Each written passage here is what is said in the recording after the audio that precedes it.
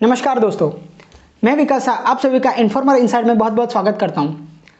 आज के इस एपिसोड में मैं आपको जीटीयू के लिए कुछ इंपॉर्टेंट क्वेश्चन बताने वाला हूं। ये क्वेश्चन बी फॉर्म 7 सेम की एग्जाम जो कि 10 दिसंबर को होने वाली है उसके बारे में है। तो जुड़े रहिए अंत तक और ध्यान से सुनना सभी क्वेश्चन को, क्योंकि ये जो क्वेश्चंस हैं ये मैंने बहुत सारे यानी कि पिछले 7 से 8 साल के पेपर को रिफर करके निकाले हैं। तो बिल्कुल ध्यान से सुनना और इतने क्वेश्चन तो आप करके ही जाना। तो दोस्तों यहाँ पे हम सबसे पहले बात करेंगे इंस्ट्रूमेंटल मेथड ऑफ एनालिसिस के बारे में। इंस्ट्रूमेंटल मेथड ऑफ एनालिसिस में चैप्टर 1 उसमें अल्ट्रावायोलेट स्पेक्ट्रोस्कोपी यानी कि यूवी स्पेक्ट्रोस्कोपी में जो सबसे इंपॉर्टेंट क्वेश्चन है वो है Beer Lambert's law with its deviation, यानी कि आपको बियर लैम्बर्ट लॉ जो है उसका डेरिवेशन करना है और उसके साथ साथ उसका डेविएशन भी लिखना है। ये क्वेश्चन 6 मार्क्स के लिए बहुत इंपॉर्टेंट है। इसके अलावा मोनोक्रोमेटर्स ऑफ यूवी, मोनोक्रोमेटर्स जो यूज होते हैं उसके बारे में लिखना है। Then classify detectors used in UV and not on PMT, यानी कि आपको जो भी डिटेक्टर्स है उसका क्लासिफिकेशन लिखना है और उसके बाद जो पीएमटी यानी कि फोटो मल्टीप्लायर ट्यूब है उसकी नोट्स लिखनी है। इसके बाद एप्लीकेशन ऑफ यूवी जो सिंगल कंपोनेंट और मल्टी कंपोनेंट एनालिसिस एप्लीकेशन है अल्ट्रावायोलेट स्पेक्ट्रोस्कोपी की, वो आपको यहाँ पे लिखनी है। Then next is factor affecting fluorescence intensity. ये जो क्वेश्चन है ये फ्लोरीमेट्री का क्वेश्चन है।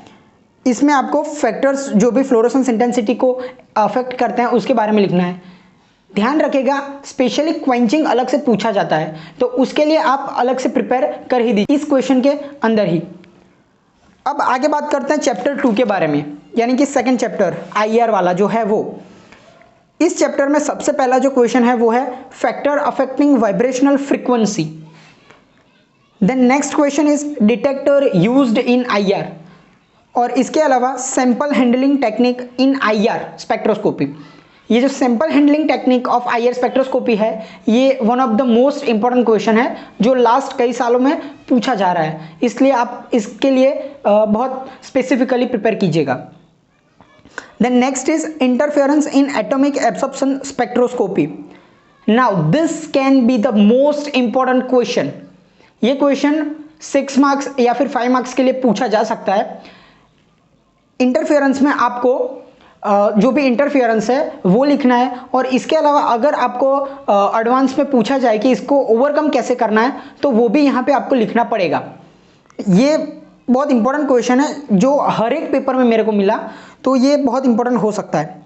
इसके अलावा जो अगला क्वेश्चन है वो है note on flame photometry and note on nephloturbidometry, जो सेपरेट टॉपिक के जैसे दिया हुआ है वही आपको यहाँ पे लिखना है। अब बात करते हैं चैप्टर 3 के बारे में। चैप्टर 3 यानी क्रोमेटोग्राफी वहाँ से स्टार्ट हो जाता है। तो यहाँ पे सबसे पहला जो क्वेश्चन है वो है क्लासिफिकेशन ऑफ क्रोमेटोग्राफी। यहाँ पे आपको डिटेल्ड क्लासिफिकेशन लिखना है, सिर्फ आपको फ्लो चार्ट बना के लिख नहीं देना है, उसके बारे में थोड़ा ब्रीफली एक्सप्लेन भी करना है, क्योंकि ये क्वेश्चन 6 मार्क्स में पूछा जा सकता है। अगर आप वैसे करोगे तो आपको 3 या 4 मार्क्स तो मिल जाएंगे, लेकिन जो 2 मार्क्स एक्स्ट्रा है अगर आपको चाहिए तो आपको लिखना पड़ेगा। Next is short note on partition chromatography और थिन लेयर क्रोमेटोग्राफी। इन दोनों में से कोई एक शॉर्ट नोट पूछी जा सकती है, तो आप प्रिपेयर कर दीजिएगा। Next is short note on column chromatography. मैं ये इतना प्रीफर नहीं करूंगा, ये क्वेश्चन आप कीजिए ही कीजिए ऐसा मैं नहीं कहूँगा, लेकिन अगर आप करना चाहते हैं, आपके पास टाइम है, तो आप ये भी कर सकते हैं। इसके अलावा जो नेक्स्ट क्वेश्चन है वो है फैक्टर अफेक्टिंग इलेक्ट्रोफोरेसिस और जेल और कैपिलरी इलेक्ट्रोफोरेसिस।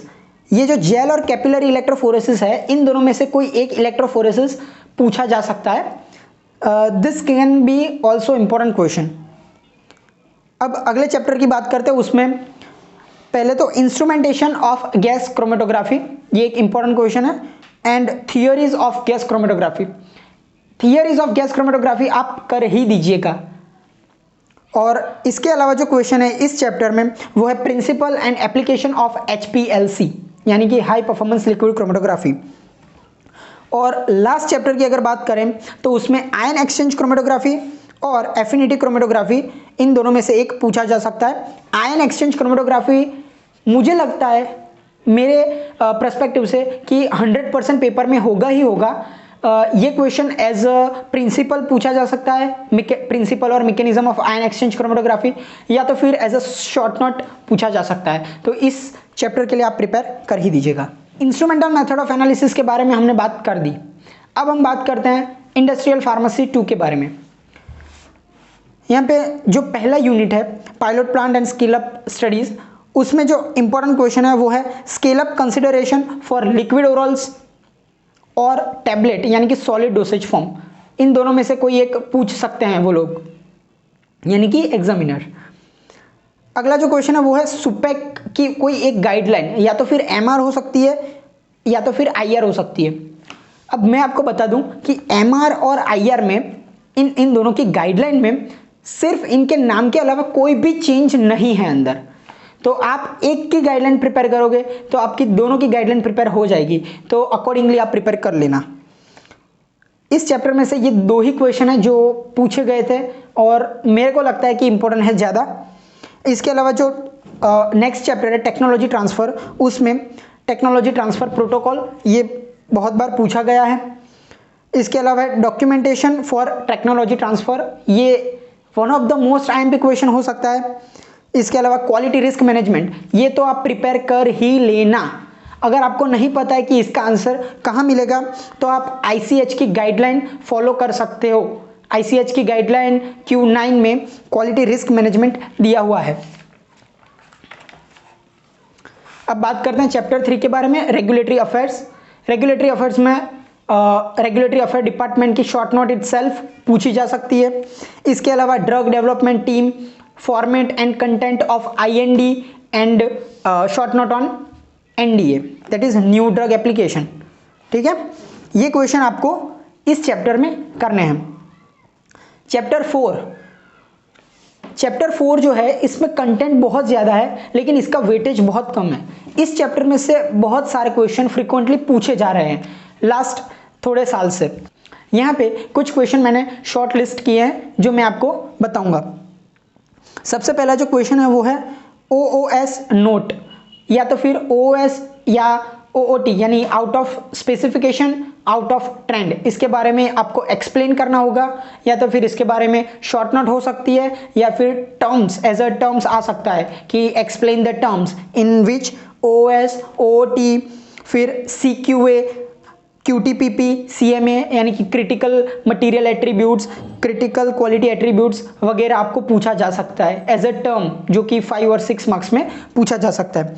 इसके अलावा short note on change control, फिर है 6 सिग्मा, इसके शॉर्ट नोट आप कर ही देना क्योंकि ये बहुत बार पूछा गया है। और इसके अलावा concept of TQM and concept of QBD, जिसके अंदर आप उसके एडवांटेज डिसएडवांटेज एप्लीकेशंस, उसके टूल्स एनलिस्ट कर सकते हो, उसके एलिमेंट एनलिस्ट कर सकते हो, ये सब आप इसके अंदर लिख सकते हो।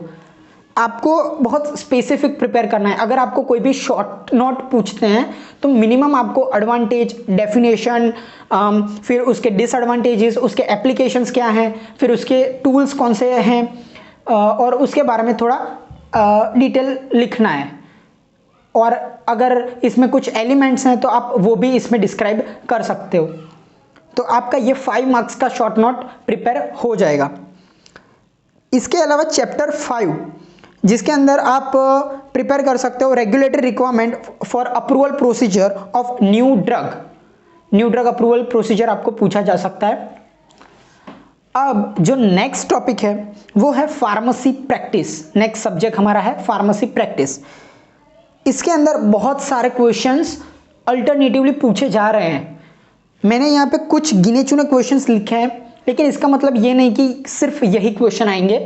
इसके अलावा भी बहुत सारे क्वेश्चंस हैं, लेकिन उनकी फ्रीक्वेंसी बहुत कम थी, इसलिए मैंने उनको शॉर्टलिस्ट नहीं किया है। यहाँ पे मैंने कुछ गिने चुने क्वेश्चन से शॉर्टलिस्ट किए हैं, तो इतने क्वेश्चन आप कर ही देना।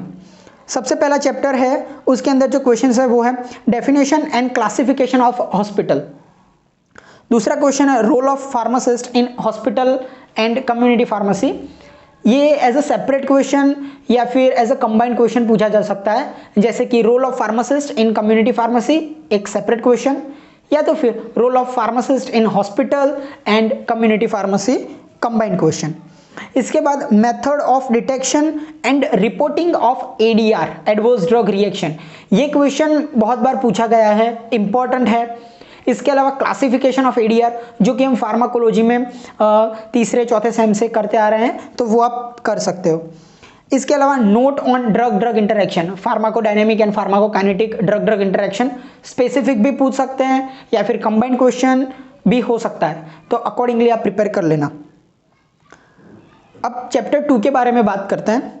चैप्टर 2 में जो सबसे पहला क्वेश्चन है वो है नोट ऑन हॉस्पिटल फॉर्मूलरी। इसके अलावा need for therapeutic drug monitoring and factors affecting therapeutic drug monitoring, और जो इम्पोर्टेंट सबसे ज़्यादा मेरे को लगता है वो क्वेश्चन है how to monitor medication non adherence and how we can promote और ऑप्टिमाइज मेडिकेशन एडहेरेंस। तो ये जो क्वेश्चन है ये इंपॉर्टेंट क्वेश्चन है, इसकी फ्रीक्वेंसी भी ज़्यादा थी और मेरे को भी लगता है कि ये क्वेश्चन इंपॉर्टेंट रहेगा, तो आप इसे प्रिपेयर जरूर कीजिएगा। चैप्टर 3 पॉलिसीज ऑफ पीटीसी यानी कि फार्मेसी एंड थेरापेटिक कमिटी। अब ये जो क्वेश्चन है वो हर एक पेपर में देखने को मिला है मेरे को, इससे आप अंदाजा लगा सकते हो कि ये क्वेश्चन कितना इंपॉर्टेंट रहेगा। इसके अलावा जो अगला क्वेश्चन है वो है note on drug information sources with special emphasise on Medline, यानी ड्रग इंफॉर्मेशन सोर्सेज बहुत ज़्यादा है जिसमें से आपको मेडलाइन स्पेसिफिकली करना ही है, इसके अलावा दूसरे भी शॉर्ट नोट में आपको लिखने हैं। अगला जो क्वेश्चन है वो है note on verbal and non verbal communication.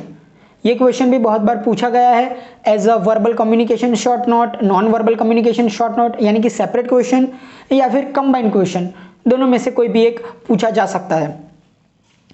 Next question है role of pharmacist in health and training programme. ये क्वेश्चन लिस्ट इंपॉर्टेंट है मेरी लिस्ट में, आपकी लिस्ट में मुझे नहीं पता। आगे बात करते हैं चैप्टर 4 के बारे में। चैप्टर 4 में budget preparation and it's implementation, ये एक बहुत इंपॉर्टेंट क्वेश्चन हो सकता है क्योंकि ये एज अ सेपरेट टॉपिक दिया हुआ है, तो ये क्वेश्चन पूछा जा सकता है। इसके अलावा जो अगला क्वेश्चन है और जो बहुत बार पूछा गया है वो है वर्ड राउंड पार्टिसिपेशन। ये क्वेश्चन के अंदर आपको वर्ड राउंड पार्टिसिपेशन के सिग्निफिकेंस, ऑब्जेक्टिव या तो फिर प्री वर्ड राउंड प्रिपरेशन के बारे में पूछा जा सकता है, तो आप अकॉर्डिंगली प्रिपेयर कीजिएगा। Next is rational use of OTC medications, तो ये क्वेश्चन आप कर ही दीजिएगा, ये क्वेश्चन पूछा जाता है इसलिए। अब लास्ट चैप्टर के बारे में बात करते हैं, वो है role of pharmacist in inventory management, ये क्वेश्चन। और दूसरा जो है वो है clinical lab test for haematology या तो फिर यूरिन एनालिसिस। दोस्तों फार्मेसी प्रैक्टिस के मैंने जो शॉर्टलिस्ट किए थे वो क्वेश्चन मैंने आपको बता दिए, ये क्वेश्चन कुछ 17 जितने हैं। अब आगे बात करते हैं एनडीडीएस के बारे में, नोवेल ड्रग डिलीवरी सिस्टम। इस सब्जेक्ट में सबसे पहले बात करते हैं चैप्टर 1 के बारे में, जिसमें सबसे पहला क्वेश्चन है formulation approaches for CRDDS controlled drug delivery system. इसके आपको फॉर्मुलेशन अप्रोचेस करने हैं। इसके अलावा जो पॉलीमर वाला जो टॉपिक है उसमें से biodegradable and non biodegradable polymer की शॉर्ट नोट, उसके एप्लीकेशन दोनों पूछे जा सकते हैं। इसके अलावा प्रॉपर्टीज ऑफ पॉलीमर्स भी पूछा जा सकता है। इसके अलावा फिजिकोकेमिकल और बायोलॉजिकल प्रॉपर्टीज या तो फिर प्रॉपर्टीज ऑफ सीआरडीडीएस यानी कि ड्रग्स फॉर सीआरडीडीएस आपको सेपरेट और कंबाइंड ऐसे पूछा जा सकता है। चैप्टर 2 के बारे में बात करते हैं। यहाँ पे फर्स्ट क्वेश्चन है डिफरेंस बिटवीन माइक्रोस्फीयर एंड माइक्रोकैप्सूल। ये क्वेश्चन बहुत बार पूछा गया है, आप इसे प्रिपेयर कर ही दीजिएगा। माइक्रोस्फीयर एंड माइक्रोकैप्सूल का डिफरेंस। इसके अलावा जो नेक्स्ट क्वेश्चन है वो है enlist method for encapsulation and write detail about any one. अब पिछले साल में जो पूछा जाता था उसमें स्पेसिफिकली एयर सस्पेंशन यानी कि वूस्टर टेक्निक या तो फिर कोसर्वेशन या तो फिर पॉलीमराइजेशन, ये तीन जो है वो पूछे स्पेसिफिकली, तो आप इन तीनों में से कोई एक टेक्निक प्रिपेयर कर सकते हैं। अब आगे बात करते हैं अगले क्वेश्चन के बारे में, जो कि है थियरीज ऑफ म्यूको एडहेशन और बायो एडहेशन। ये क्वेश्चन as a concept and principle of muco adhesive drug delivery system भी पूछा जा सकता है, तो दोनों का आंसर सेम ही रहेगा, तो आप प्रिपेयर कर ही दीजिएगा। फिर अगला है note on buccal drug delivery system, या तो फिर BDDS। Then next is note on implantable osmotic pump. ये क्वेश्चन भी बहुत ज़्यादा इंपॉर्टेंट है, जो पूछा जाता है, तो आप इसे प्रिपेयर करिएगा ही। देन आगे बात करते हैं थर्ड चैप्टर के बारे में, जो कि है जिसमें कंपोनेंट ऑफ TDDS यानी कि ट्रांसडर्मल ड्रग डिलीवरी सिस्टम, ये बहुत इंपॉर्टेंट है। इसके अलावा फॉर्मुलेशन अप्रोचेस, या तो फिर formulation of TDDS transdermal drug delivery system, ये जो है वो बहुत इंपॉर्टेंट क्वेश्चन है, इसे भी आपको प्रिपेयर करना ही है। Approaches for GRDS with special emphasise on floating system. अब फ्लोटिंग सिस्टम में वो स्पेसिफिकली पूछा जाता है, इसलिए मैंने इसको एम्फोसाइज किया है। इसके अलावा common question approaches of GRDS पूछा जाता है। इसके बाद है नोट ऑन MDI meter dose inhaler, DPI dry powder inhaler और नेबुलाइजर, इन तीनों में से कोई एक पूछा जा सकता है। अब बात करते हैं नेक्स्ट चैप्टर के बारे में, जो कि है डिफरेंस बिटवीन लिपोसोम एंड नियोसोम। ये भी बहुत फ्रीक्वेंटली पूछा गया क्वेश्चन है, यानी कि दो डिफरेंस हमने बात की, एक डिफरेंस बिटवीन लिपोसोम एंड नियोसोम और दूसरा डिफरेंस बिटवीन माइक्रोकैप्सूल एंड माइक्रोस्फीयर। ये दो डिफरेंस आपको इस NDDS सब्जेक्ट में करने हैं। इसके अलावा note on liposome, note on niosome. अब ये दो क्वेश्चन आप जब करो तब ध्यान रखो कि इसकी जो मेथड ऑफ प्रिपरेशन है उसमें से कोई एक मेथड आप प्रिपेयर कर ही लो। आप एज अ एनालिस्ट बहुत सारी मेथड लिख सकते हो, लेकिन वन मेथड आपको करनी ही है, क्योंकि अगर शॉर्ट नोट पूछे तो उसमें इतना कंटेंट नहीं होगा कि आप पूरे 3 पेज या फिर 4 पेज का कंटेंट लिख सको। डेफिनेशन, एडवांटेज, डिसएडवांटेज, एप्लीकेशन, वो तो आप लिखोगे ही लिखोगे। क्लासिफिकेशन भी आप लिख सकते हो। इसके अलावा मेथड एनालिस्ट और कोई एक मेथड का डिटेल आपको पूछा जा सकता है, तो आपको वो करना ही है। इसके अलावा जो नेक्स्ट क्वेश्चन है हमारा, वो है चैप्टर 5 में, वो है note on ocuserts, important question, and note on IUDs intrauterine devices. ये क्वेश्चन पूछा जाता है। तो ये जो क्वेश्चन आप अगर प्रिपेयर करते हो तो ये बहुत ज़्यादा इंपॉर्टेंट क्वेश्चन है, जो कि पिछले साल में पूछे गए हैं, तो इस साल भी पूछे जा सकते हैं। अब यहाँ पे मैं बहुत ही क्रूशियल सब्जेक्ट की बात करने वाला हूँ, जो कि है क्वालिटी एश्योरेंस। मैंने इसको क्रूशियल सब्जेक्ट कहा, क्यों? क्योंकि इस सब्जेक्ट में हमें एक भी हॉलीडे मिलने वाला नहीं है, हमें कंटिन्यूएशन में प्रिपेयर करना है। इसीलिए मैंने इसके बहुत ही इंपॉर्टेंट क्वेश्चन यहाँ पे शॉर्टलिस्ट किए हुए हैं, और ये बहुत ही क्रूशियल होने वाला है। तो यहाँ पे पहले बात करते हैं चैप्टर 1 के बारे में। वहाँ पे सबसे पहला जो क्वेश्चन है वो है difference between quality assurance and quality control, या तो फिर concept of quality assurance and quality control पूछा जा सकता है। Second question is TQM, total quality management concept and element. अब यहाँ पे आप याद रखिएगा, आपने IP में यानी कि इंडस्ट्रियल फार्मेसी में जो टोटल क्वालिटी मैनेजमेंट, जो क्वालिटी बाय डिज़ाइन के अप्रोचेस, कॉन्सेप्ट, एलिमेंट्स जो भी किए हैं, वो ही आप यहाँ पे लिख सकते हो। आपको अलग से प्रिपेयर करने की कोई ज़रूरत नहीं है। IP में आपको NABL, ISO 9000, ISO 14000, यहाँ पे TQM, फिर QBD, ये जो सब्जेक्ट, ये जो टॉपिक्स हैं वो कवर हो जाता है, तो आपको इसके लिए अलग से प्रिपेयर करने की कोई ज़रूरत नहीं है। इसके अलावा जो नेक्स्ट क्वेश्चन है वो है ICH की स्टेबिलिटी गाइडलाइन। अब ये जो गाइडलाइन है वो बहुत ज़्यादा बार पूछी गई है, तो आप इसे ज़रूर प्रिपेयर कीजिएगा। देन नेक्स्ट जो मैंने आपको बोल दिया QBD और NABL के बारे में, जो आप IP में करोगे साइमल्टेनियसली आपका QA में भी हो जाएगा। अब बात करते हैं चैप्टर 2 के बारे में। चैप्टर 2 में पर्सनल रिस्पॉन्सिबिलिटीज़, यानी कि आपको इसमें की पर्सनल की रिस्पॉन्सिबिलिटीज़ या तो फिर की पर्सनल की responsibilities as per WHO guidelines, QC personnel की रिस्पॉन्सिबिलिटीज़ और QA पर्सनल की रिस्पॉन्सिबिलिटीज़, इन तीनों पर्सनल की रिस्पॉन्सिबिलिटीज़ आपको लिखनी है। अगर आप लिखोगे तो आपको बढ़िया मार्क्स मिलेंगे। इसके अलावा जो अगला क्वेश्चन है वो है प्लांट लेआउट, इसी चैप्टर में है प्लांट लेआउट, वो आप कर सकते हो। अब चैप्टर 3 के बारे में बात करते हैं। चैप्टर 3 में सबसे पहला जो क्वेश्चन है वो है quality control test for containers, plastic और ग्लास दोनों का। इसके अलावा रबर क्लोजर के भी क्वालिटी कंट्रोल टेस्ट आप कर देना। अब इस चैप्टर में नीचे जीएलपी वाला पोर्शन दिया हुआ है जिसमें सारे सब पार्ट दिए हुए हैं, A B C D E F वगैरह।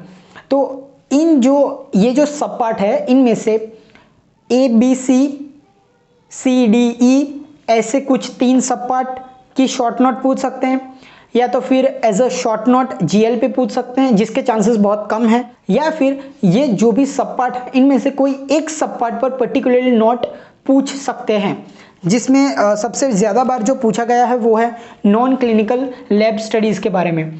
तो अकॉर्डिंगली आप प्रिपेयर कर देना, क्योंकि ये 10 आवर्स का चैप्टर है, इसके लिए इसका वेटेज जो है वो बहुत ज़्यादा है।